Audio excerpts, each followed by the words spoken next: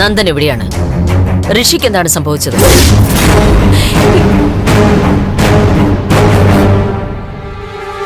ഒക്കെ തുറന്നു പറഞ്ഞോളൂ. നിങ്ങൾക്ക് ദോഷമുണ്ടാവാത്ത രീതിയിൽ ഞാൻ ഈ കേസ് അവസാനിപ്പിച്ചു തരാം.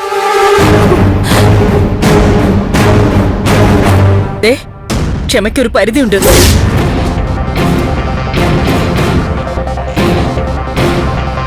കുറെ നേരമായിട്ട് ചോദിക്കുന്നു നന്ദനെ എവിടെ ഒളിപ്പിച്ചിരിക്കുന്നെന്ന്.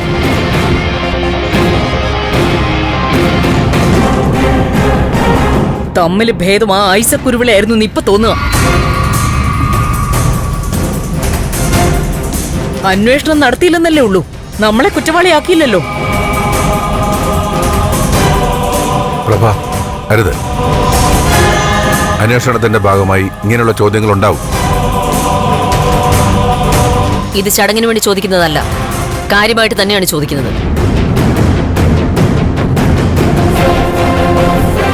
MLA പറയും, സത്യസന്ധയായ ജനപ്രതിനിധിയാണ് MLA ദേവിക എന്നാണ് നാട്ടിലുള്ള വർത്താനം.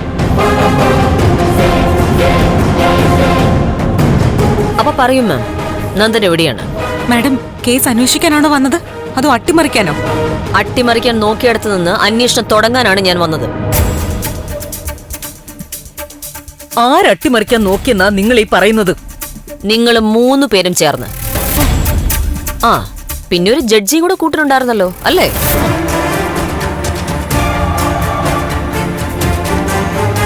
നിയമം കയ്യിലെടുക്കാൻ നിങ്ങൾക്ക് ആരാണ് അധികാരം തന്നത്? മാഡം, കാര്യങ്ങളൊക്കെ തെറ്റായിട്ടാ മനസ്സിലാക്കിയിരിക്കുന്നത്.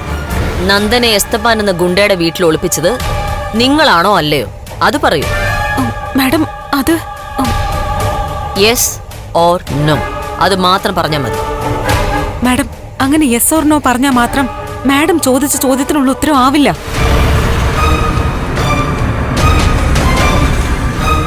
മാഡം ചോദിച്ചത് ശരിയാ. നന്ദുവിനെ ഞങ്ങൾ മാറ്റിയിരുന്നു. പക്ഷെ അത് നന്ദുവിന്റെ രക്ഷയ്ക്ക് വേണ്ടിയാ. അങ്ങനെ രക്ഷയ്ക്ക് വേണ്ടി സ്വയം തെറ്റായ തീരുമാനങ്ങൾ എടുക്കുകയാണോ ചെയ്യേണ്ടത്?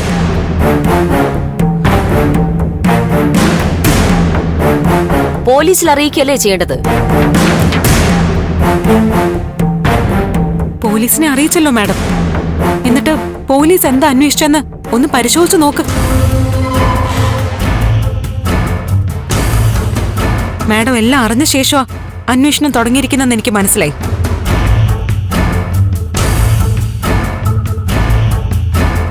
ഞങ്ങളെ കുറ്റവാളികളുടെ സ്ഥാനത്ത് നിർത്തി മാഡം ഓരോന്ന് ചോദിക്കുമ്പോഴൊക്കെ സന്തോഷമേ ഉള്ളൂ.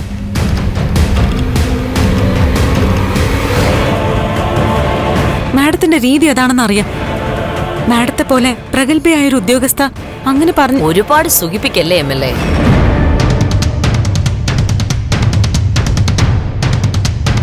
ആരെയും സന്തോഷിപ്പിച്ച് കാര്യം നേടുന്ന ശീലം എനിക്കില്ല മാഡം. ഞാൻ സത്യം പറയുന്നതാ. അത് സുഖിപ്പിക്കലാണെന്ന് മാഡത്തിന് തോന്നുന്നെങ്കിൽ കുറ്റം മാഡത്തിന് തന്നെയാ. ആ പറഞ്ഞത് എനിക്ക് ഇഷ്ടപ്പെട്ടു. ഒരു കാര്യം ഞാൻ തുറന്നു പറയാം, നിങ്ങൾക്ക് ഇപ്പൊ സംഭവിച്ചിരിക്കുന്ന നഷ്ടങ്ങൾക്ക് ഒരു പരിധിവരെ ഉത്തരവാദികൾ നിങ്ങൾ മാത്രമാണ്. അല്ല മാഡം, ഉത്തരവാദി മോശപ്പെട്ട ചില സംവിധാനങ്ങളാ.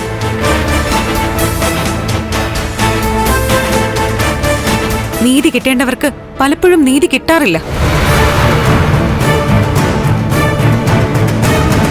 അന്വേഷണങ്ങൾ പലപ്പോഴും സ്വാർത്ഥ താല്പര്യത്തിൽ ഊന്നിയുള്ളതായി മാറുന്നു.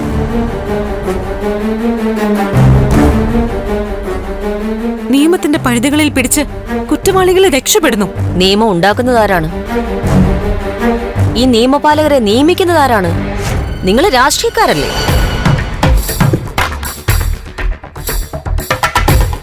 അപ്പോ കുഴപ്പം തുടങ്ങുന്നതും നിങ്ങളിൽ നിന്നാണ്. യഥാ രാജ തഥാ പ്രജ എന്നാണല്ലോ.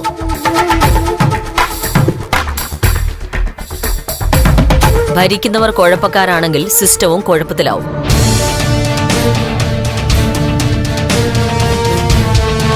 മുഖം നന്നാവാത്തതിന് കണ്ണാടിയെ പഴിച്ചിട്ട് കാര്യമില്ല മാം.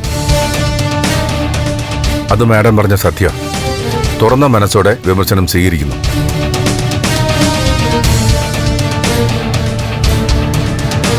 രാഷ്ട്രീയത്തിലെ കളങ്കിതര ഇപ്പൊ കാണുന്ന പ്രശ്നങ്ങൾക്ക് ഒരു പരിധിവരെയെങ്കിലും ഉത്തരവാദികൾ. നിരപരാധിയായ നന്ദനെ നിങ്ങൾ രക്ഷിക്കാൻ ശ്രമിച്ചു.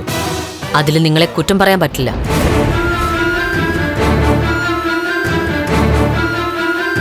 പക്ഷേ രക്ഷിക്കാൻ വേണ്ടി അവലംബിച്ച മാർഗങ്ങളാണ് കുഴപ്പത്തിലാക്കിയത്.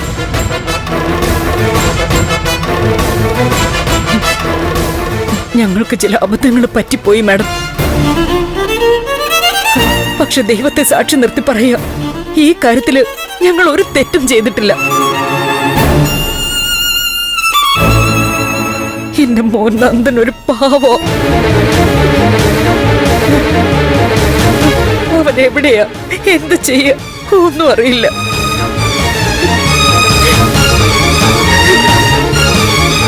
മാഡം ഒരു അമ്മയുടെ മകളാണല്ലോ. ആ അമ്മയോട് ചോദിച്ചു നോക്ക്, മക്കൾക്ക് എന്തെങ്കിലും പറ്റിയ ഒരു അമ്മയുടെ മനസ്സ് എങ്ങനെയായിരിക്കും എന്ന്.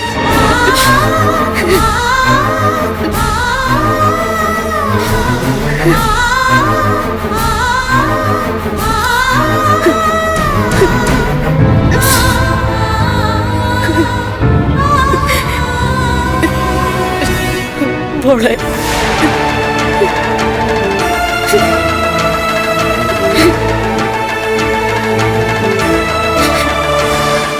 എന്റെ കണ്ണ് എപ്പോ വേണോ അടയാം.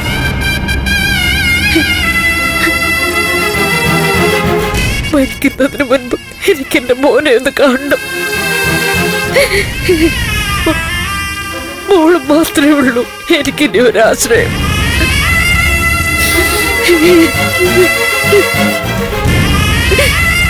എന്റെ മോനെ എങ്ങനെയെങ്കിലും ഒന്ന് കണ്ടുപിടിച്ചു തരണം. ഈ അമ്മയുടെ അപേക്ഷ.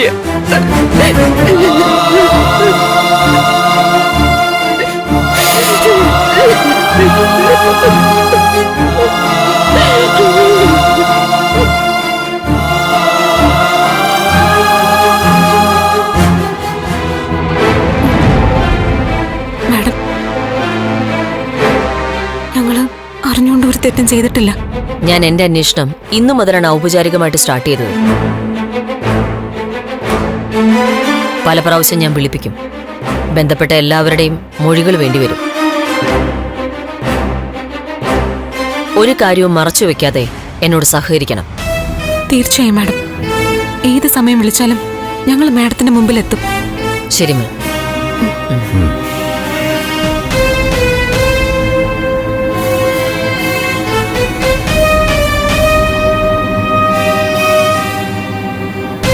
ഉറപ്പിച്ചോളൂ അച്ഛാ, വസുന്ധര മാഡം നന്ദുവിനെ കണ്ടുപിടിക്കും, ഇവിടെ തിരികെ കൊണ്ടുവരും.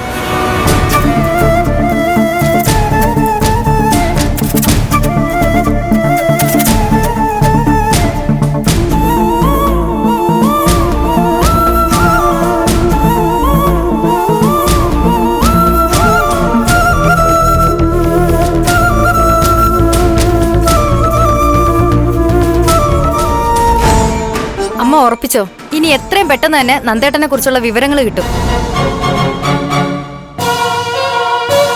അച്ഛൻ അറിയാലോ, മീര കേസിൽ എത്ര കൃത്യമായിട്ടാ അവര് തെളിവുകൾ കണ്ടെത്തി പ്രകാശനെ അറസ്റ്റ് ചെയ്തത്. നന്ദേട്ടന്റെ കാര്യത്തിലും അങ്ങനെ തന്നെ സംഭവിക്കും. ആ ദേവിക വന്നിട്ട് നമുക്ക് ചെന്ന് ആ മാഡത്തിനൊന്ന് കണ്ടാലോ മാധവേട്ടാ? നമുക്കറിയാവുന്ന കാര്യങ്ങൾ നേരിട്ട് പറയാം. ഒന്നും വേണ്ടമ്മേ, നമ്മളായിട്ട് പോവേണ്ട കാര്യമില്ല, അവര് തന്നെ വിളിച്ചോളൂ. അല്ലെങ്കിൽ ചോദ്യം ചെയ്യാൻ ഇങ്ങോട്ട് വരും. ചോദിക്കുന്നതിന് മറുപടി മാത്രം പറഞ്ഞാൽ മതി. അവരുടെ തലച്ചോറെ കമ്പ്യൂട്ടറാ ഒക്കെ അവിടെ കിടന്നോളൂ. ഈയിടെ സിറ്റിയിൽ ലഹരിവേട്ട നടത്തി 12 പേരെ പിടികൂടി ജയിലിലാക്കിയത് ഈ മേഡല്ലേ? ആ, അതും ഏറ്റവും ഉന്നതരായിരുന്നു അതിന്റെ പുറകിലുണ്ടായിരുന്നെ. എവിടുന്നൊക്കെ സമ്മർദ്ദം വന്നതാ. ജീവന് തന്നെ ഭീഷണിയായിരുന്നു. പക്ഷെ അവര് കുലുങ്ങിയില്ല. അതുപോലെ കൊച്ചിയിലെ ഡാൻസ് ബാറിൽ നടന്ന കൊലപാതകം, 2 രാഷ്ട്രീയ കൊലപാതകം ഉൾപ്പെടെ എത്ര ക്രൈമുകൾക്കാ ഈ വസുന്ധര മാഡം തെളിവുകൾ ഉണ്ടാക്കിയത്. നന്ദനെ ആരെങ്കിലും മനഃപൂർവ്വം മാറ്റി നിർത്തിയതാണെങ്കിൽ അവരും അറിഞ്ഞിട്ടുണ്ടാവില്ലേ പുതിയ അന്വേഷണ സംഘം കേസ് ഏറ്റെടുത്തത്.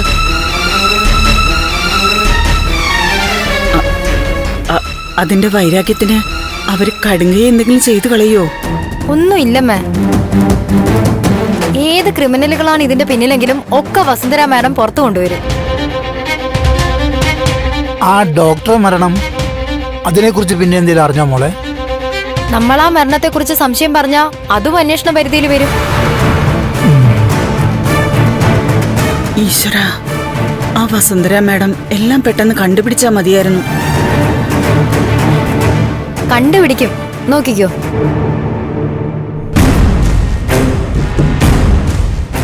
ഈ ഗുളിക കഴിച്ചേ.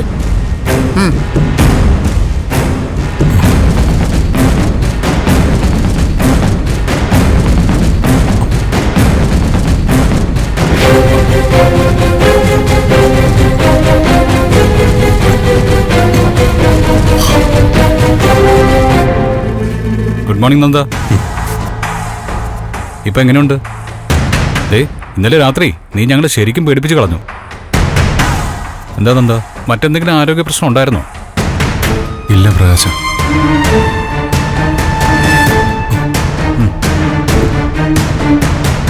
പക്ഷെ ഇപ്പോ എന്റെ ദേഹം ആകെ തളരുന്ന പോലെ, ശക്തിയൊക്കെ ചോർന്നു പോകുന്ന പോലെ.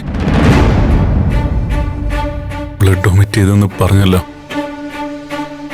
മരണം അടുത്തെത്തിയെന്ന് തോന്നുന്നു. മരണം? നീ ഒന്ന് വെറുതെ ഇരുന്നേ. സത്യം ഞാൻ പറയുന്നേ,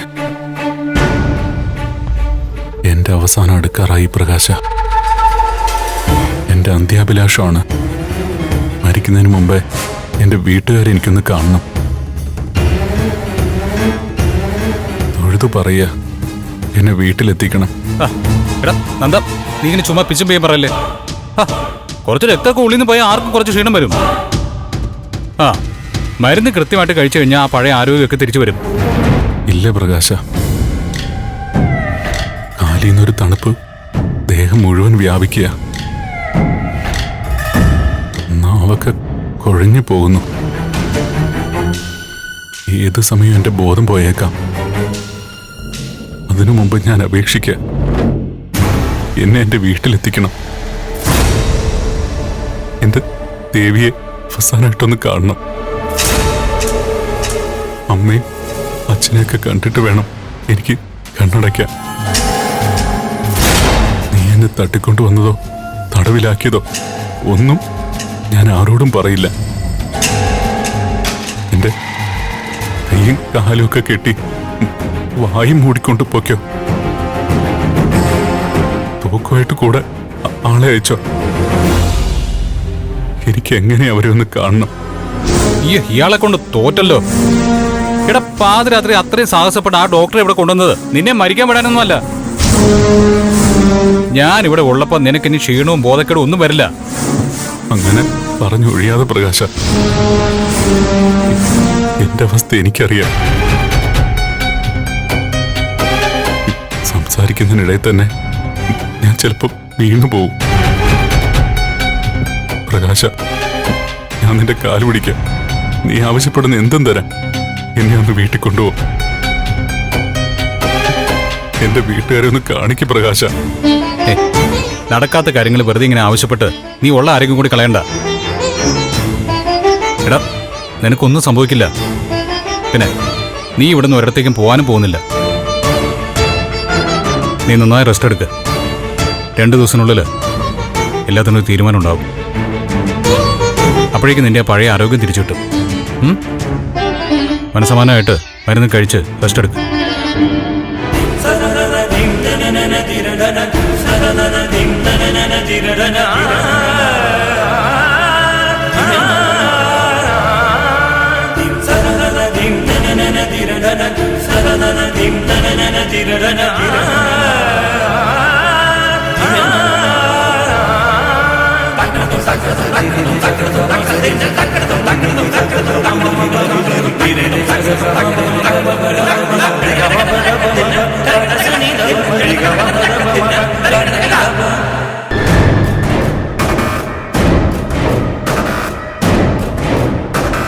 എന്താ സാർ, ഇന്ന് ലീവാണ്?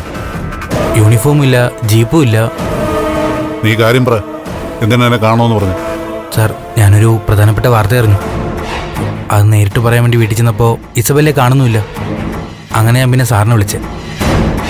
സാർ, നന്ദൻ കേസിന്റെ അന്വേഷണത്തിന് സ്പെഷ്യൽ ടീം ചാർജ് എടുത്തു. അതിനോ സാറേ, അന്വേഷണം സാറിന്റെ കയ്യിൽ നിന്ന് മാറ്റിയെന്ന് വെച്ചാ അത് നമുക്ക് വലിയ പ്രശ്നമാവില്ലേ? പ്രശ്നങ്ങൾ വന്നാലേ അനുഭവിച്ചോണം. എന്റെ അടുത്ത് പരാതിയുമായി വരണ്ട. സാറേ, സാറിതെന്താ പറയുന്നേ? സ്പെഷ്യൽ ടീമിന്റെ ചുമതല ആർക്കെന്നറിയോ? വസുന്ധര IPSന്. അവര് ചാർജ് എടുത്തും കഴിഞ്ഞു. ഇത് പറയാനാണോ നീ ഇങ്ങോട്ട് ഓടിപ്പാഞ്ഞു വന്നത്? ഇതാദ്യം പറഞ്ഞത് ഞാനാ. അല്ല സാറിപ്പോ നീയൊക്കെ കൂടിയാ എനിക്ക് ഈ പണിഷ്മെന്റ് വാങ്ങി തന്നത്. ലീവ് എടുത്തോളം പറഞ്ഞ് എനിക്ക് ഓർഡർ തന്നേക്കുവാ. ഞാനന്ന് നിങ്ങൾ രണ്ടെണ്ണത്തിനോട് പറഞ്ഞ കളിയൊക്കെ അവസാനിപ്പിച്ചോളെ. അനുസരിച്ചില്ല. ഇനി അങ്ങ് അനുഭവിച്ചു. സാറേ, ഇസബൽ എവിടെ? അവളെ നീ ഇനി അന്വേഷിക്കണ്ട. അതെന്താ അവൾ അന്വേഷിക്കേണ്ടാത്തത്? അവൾക്ക് വേണ്ടിയാ ഞാൻ ഇതിനൊക്കെ ഇറങ്ങി തിരിച്ചേ. കെവിനെ, നീ പോ. ചെല്ല. അവൾ എവിടാ? അവളെ വീട്ടിൽ കണ്ടില്ല. വീട്ടിലല്ല, നാട്ടിലും അവളില്ല. എന്നുവെച്ചാ അവളെ മാറ്റി. എങ്ങോട്ട് മാറ്റി? അത് നീ അറിയണ്ട. സേഫായ ഒരിടത്തേക്ക് മാറ്റി. അത് ചിലപ്പോ വിദേശത്തേക്കായിരിക്കും, അല്ലെങ്കിൽ മറ്റേ ചില സ്റ്റേറ്റിലായിരിക്കും. ഓ, അത് ശരി. അപ്പൊ സ്വന്തം കുട്ടിയെ അങ്ങ് രക്ഷപ്പെടുത്തിയിട്ട് എന്നെ അങ്ങ് കൊടുക്കാൻ നോക്കൂ അല്ലേ? അതേടാ, അങ്ങനെയാണെന്ന് വെച്ചോ. അതെങ്ങനെ ശരിയാവും? ഞാൻ സമ്മതിക്കില്ല. നീ എന്താ എന്നെ അങ്ങ് വിഴുങ്ങിക്കളയും? നിന്റെ ഭീഷണിയൊന്നും എന്റെ അടുത്ത് വേണ്ട. ഒരുമിച്ച് നിന്നിട്ട് ചതിക്കാനാണ് ഭാവമെങ്കിൽ സാറേ, എന്റെ രീതി മാറും. ഒറ്റയ്ക്ക് എന്നെ അങ്ങ് മുക്കിക്കളയെന്ന് കരുതുന്നുണ്ട്. പലരെയും കൊണ്ടേ ഞാൻ പോകും. എന്നാ കാണാടോ നമുക്ക്. ആ, കാണാം.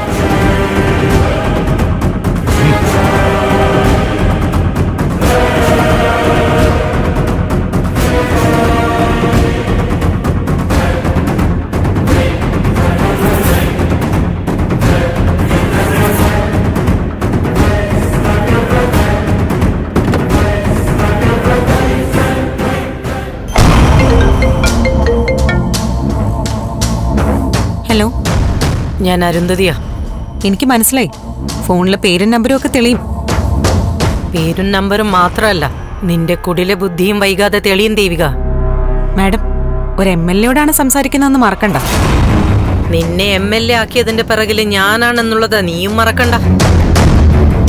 നിന്നെ മാത്രല്ല, പലരെയും MLA മന്ത്രി വരെ ആക്കിയിട്ടുണ്ട്. ഒന്ന് അന്വേഷിച്ചു നോക്ക്. അരുന്ധതി പണ്ട് ആരായിരുന്നു എന്ന് മനസ്സിലാവും. പണ്ട് നിങ്ങൾ ആരായിരുന്നാലും ഇപ്പൊ നിങ്ങൾ ആരാണെന്ന് വ്യക്തമായിട്ടറിയാം. മുൻപ് തോക്കിന്റെ മുനയിൽ പലരെയും വിറപ്പിച്ച് നിർത്തിയിട്ടുണ്ടാവും. അത് പക്ഷെ ദേവികയോട് നടക്കില്ല. എന്നെ വിരട്ടി ജയിക്കാന്നാ കരുതുന്നെങ്കിൽ അതിന് വെച്ച വെള്ളം അങ്ങ് വാങ്ങി വെച്ചേക്ക് മാഡം. വിളിച്ച കാര്യം പറയാം, എനിക്ക് ജോലിയുണ്ട്. നന്ദന്റെ കേസ് അന്വേഷണം ഐസക് കുരുവിളെന്ന് നീ മാറ്റിയല്ലേ? ഓ, അപ്പൊ കാര്യങ്ങളൊക്കെ അറിഞ്ഞു. അതെ മാഡം, ഐസക് കുരുവിളയെ ചെവിക്ക് പിടിച്ചു പുറത്താക്കി. പകരം വന്നു വസുന്ധര IPS. എനിക്കറിയാം നീ എന്തിനാ വസുന്ധര IPSനെ കൊണ്ടുവന്നെന്ന്. കാര്യങ്ങൾ നിന്റെ വഴിക്ക് നീക്കാനല്ലേ? നന്ദനെ കണ്ടുപിടിക്കുന്നത് വരെ ഋഷിയെ നിന്റെ കസ്റ്റഡിയിൽ നിർത്താനല്ലേ? Correct, correct. അതിനു വേണ്ടി തന്നെയാ മാഡം ഞാൻ ഇടപെട്ട് വസുന്ധര IPSനെ അന്വേഷണത്തിന് നിയമിച്ചത്. ഞങ്ങള് നല്ല സൗഹൃദത്തിലാ. പിന്നെ ഭരണകക്ഷി MLA അല്ലേ ഞാൻ. എന്റെ ഇഷ്ടങ്ങൾ അറിഞ്ഞ് സാധിച്ചു തന്ന നേട്ടം ഉണ്ടാവുമെന്ന് വസുന്ധര മാഡത്തിനും അറിയാം. നോക്ക്, നിനക്ക് കാര്യങ്ങൾ നടത്താൻ IPSന്റെ കൂട്ട് വേണം. എനിക്ക് പക്ഷേ ഞാൻ തന്നെ മതി. എന്നാ പിന്നെ മാഡത്തിന്റെ കാര്യങ്ങള് മാഡം തന്നെ അങ്ങ് നടത്താത്ത എന്താ? എന്റെ മാഡത്തിന്റെ പ്രതാപമൊക്കെ കഴിഞ്ഞു. പണ്ട് 3 ചക്ക മൂടോടെ വിഴുങ്ങിയ കഥകളൊന്നും ഇനി എടുക്കില്ല. മാഡം നന്ദുവിനെ വിട്ടതാ, അപ്പൊ ഋഷി തിരിച്ചു കിട്ടും. നന്ദന്റെ കാര്യങ്ങൾ എനിക്ക് അറിയില്ലെന്ന് എത്ര വട്ടം പറഞ്ഞു ഞാൻ. മാഡത്തിന് നന്ദുവിന്റെ കാര്യങ്ങൾ അറിയില്ലെങ്കിൽ എനിക്ക് ഋഷിയുടെ കാര്യങ്ങളും അറിയില്ല. തീർന്നില്ലേ? അങ്ങനെയാണല്ലേ? നോക്ക് ദേവിക, നീ തീയോടാണ് കളിക്കുന്നേ. കുറച്ച് വെള്ളം ഒഴിച്ചാ ഏത് തീയും കെട്ടുപോകും.